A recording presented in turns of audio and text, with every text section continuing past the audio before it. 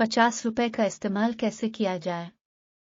2 अंडे ले लो, उन्हें 21 दिन इंक्यूबेटर में रखो, इनमें से बच्चे निकलेंगे, उन्हें 3 महीने पालना, वो 12 अंडे देंगे, इनमें से 6 जूड़े चूजे निकलेंगे, उन्हें 3 माह पालना, वो सब 12 अंडे देंगे। तब तक तुम्हारे पास जो पहले जूड़े ने बहुत से अंडे दिए होंगे उन्हें बेच कर कुल्हाड़ा लेना, जंगल में जाके लकड़ियां काट कर बाजार में बेचना, फिर लकड़ियों और अंडों से जो पैसे होंगे नून से भैंस खरीदना। 1 साल बाद वो एक बच्चा देगी, तब तक 1.5 साल गुजर चुका होगा और तुम्हारी मुर्गियों की तादाद पहले 3 माह में 2 मुर्गियों से 12 होगी, दूसरे 3 महीने